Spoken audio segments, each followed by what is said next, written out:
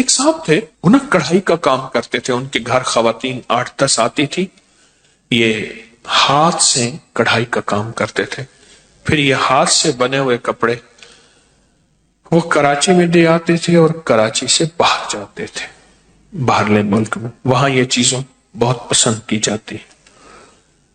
تو ایک دفعہ کہنے لگے کہ ہمارے گھر میں حالات بہت سخت ہیں، کوئی دعا فرما دے۔ میں نے ایک دعا کر دی، پھر کچھ عرصے کے بعد کہا کہ حالات ہمارا ساتھ نہیں دے رہے، آپ دعا فرما دیں۔ تو میں نے اس طرح آتے رہے اور مجھ سے اپنے حالات، قرضے، بیماریاں، مشکلات، راہیں بند، راستے بند، ناکامیاں، یہ سب بیان کرتے رہے۔ ایک دم میں نکلنے لگے، میں نے کہا گھر چلو۔ مجھے ہر دفعہ کہتے تھے گھر چل کے اگر دعا فرما دیں، اگر دعا فرما دیں، میں گھر چلو۔ تو مجھے گھر لے گئے، تو میں باہر کھڑا ہو گیا، میں نے کہا پہلے گھر جا کے اطلاع کرو۔ تو جلدی جلدی میں انہوں نے کوئی گھر کو سمیٹا، میں گھر گیا۔ کچھ خواتین بیٹھی تھیں ادھر، کڑھائیوں کا کام کر رہی تھی، ہاتھ سے سینا پرونا، پھول بنانے، جو بھی ہوتا ہے یہ کر رہی تھی۔ اور گھر میں ایک ویرانی تھی، اور گھر میں ایک وحشت تھی، اور احساس ہو رہا تھا کہ شاید یہ گھر والوں کو روٹی کیسے ملتی ہے، ان کی غربت اور فقر اور تنگ دستی کیسے، کھانا کیسے ملتا، کھانا کیسے ملتا۔ تو میں نے ان سے حال حوال پوچھے، تو ان سے کہا جی کاروبار ہمارے پاس بہت ہے، کام بہت ہے، ہم جاتے ہیں کراچی میں، بڑے بڑے تاجر ہمیں بلاتے ہیں، پیسے پیشی دیتے ہیں، اور ہمیں کہتے ہیں مال ہمیں دیں، وہ کہتے ہیں ہمیں دیں، ہمیں بڑھا چڑھا کے قیمت دیتے ہیں، تو گھر میں کچھ نہیں بچتا۔ اور یہ جو خواتین آتی ہیں یہ لے جاتی ہیں، یہ روز بروز مالدار ہوتی جا رہی ہیں، اور ہم جو اتنا بڑا کاروبار کرتے ہیں، ہم روز بروز مقروض، فقیر، منگتے اور تنگ دست ہوتے جا رہے ہیں۔ تو کہنے لگے ہم کیا کریں، ہمارے پر مسائل ہیں، پریشانیاں۔ ہمارے کسی نے کہا کہ جادو ہے، پھر ہم نے اس کے لیے یہ عمل کیا، اس نے اتنے پیسے لیے، کس نے کہا جنات ہیں، کس نے کہا کالی چیزیں ہیں، کوئی اتنا آیا۔ انہوں نے مجھے لمبے چوڑے واقعات سنائے جس میں ذرا سارا خرچہ ہی خرچہ تھا، خرچہ ہی خرچہ تھا، کبھی خرچہ کس نام سے، کبھی خرچہ کس نام سے، کبھی کس نام سے، سارا خرچہ ہی خرچہ تھا۔ میں نے ان سے عرض کیا میں گھر میں قرآن کہاں ہے؟ کہنے لگا پڑھا، میں کہا وہیں لے جاؤں، میں کہنا لے آؤں، میں کہنا مجھے لے چل۔ تو گھر میں جہاں قرآن پاک ایک الماری تھی، اس میں کاغذ ٹھونسے ہوئے تھے، بہت سارے کاغذ۔ کون سے تھے؟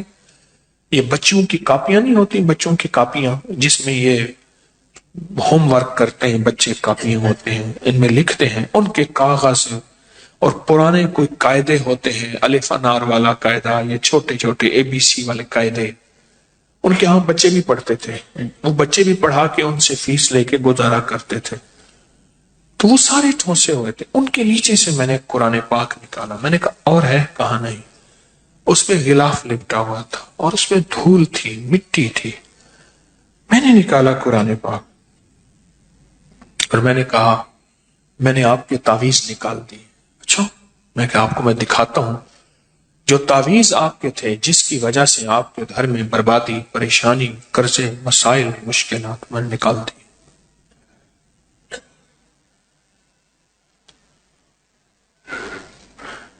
میں نے وہاں بیٹھ کے قرآن پاک کھولا، اس کا جو غلاف تھا اس کو بہت جھاڑا، بہت جھاڑا، اس میں سے مٹی نکلی، اور قرآن پاک بول رہا تھا، یہ پڑھا ہوا ہے، قرآن پاک بول رہا تھا یہ پڑھا ہوا ہے۔ قرآن کے ورق بولتے ہیں ہم پڑھے ہوئے ہیں، یہ پڑھا ہوا ہے، لیکن چھوٹ گیا، اس کا پڑھنا چھوٹ گیا، اس کا پڑھنا چھوٹ گیا ہے۔ یہ پڑھا ہوا ہے لیکن اس کا پڑھنا چھوٹ گیا۔ میں نے کہا یہ قرآن کون پڑھتا تھا؟ کہا ہماری دادی زندہ تھی وہ پڑھتی تھی۔ کتنے سال ہو گئے؟ مجھے یاد نہیں، کوئی 12-13 سال، کتنے سال ہو گئے؟ اور میں نے کہا زوال کرا اتنے سال سے؟ کرا بس ان کی دعائیں تھی، برکتیں تھیں۔ میں نے کہا ان کی دعائیں برکتوں کا یقین ہے مجھے، یقیناً تھی، لیکن ان کی دعاؤں اور برکتوں میں اس قرآن کا ساتھ تھا، اس قرآن کا ساتھ تھا۔ اور یہ قرآن وہ پڑھتی تھی۔